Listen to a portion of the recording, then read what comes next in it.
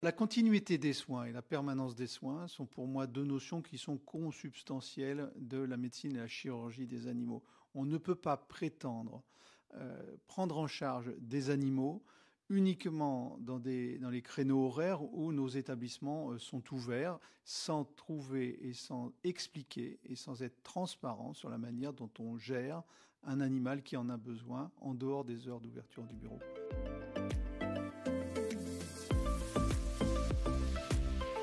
Nous avons développé des outils qui nous permettent d'avoir une bonne vision de cette problématique. Et pourquoi avions-nous besoin de cette vision? D'abord, c'est pour que les conseils régionaux, lorsqu'ils doivent apprécier la manière dont le vétérinaire rend ce service de continuité des soins, notamment quand il fait usage de la possibilité de le déléguer à un autre vétérinaire, l'idée étant de vérifier que finalement cette délégation, cette convention qui est passée entre deux vétérinaires, l'un pour confier sa continuité des soins, l'autre pour l'assurer, n'était pas faite dans des conditions qui étaient finalement contraires à l'intérêt de l'animal. Ou parce que la structure qui prend en charge la continuité des soins est trop éloignée. Alors, ça ne se compte pas forcément en distance, ça peut aussi se compter en difficulté géographique à franchir certains obstacles.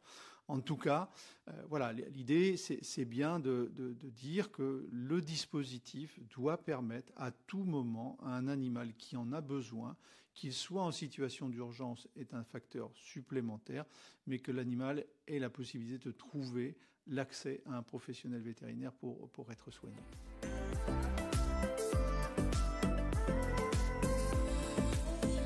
Une fois que nous aurons fait un constat, que nous aurons partagé ce constat notamment avec le syndicat national vétérinaire d'exercice libéral, il faudra passer à une phase de clarification du cadre réglementaire.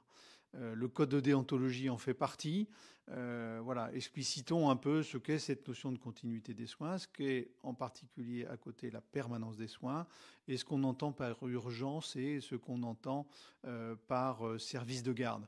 Et aujourd'hui, ce qui fait l'actualité et ce qui pousse les représentants professionnels à s'emparer encore un peu plus, s'il le fallait, de ces notions, c'est l'avènement, je dirais, d'un exercice vétérinaire spécifique de nuit.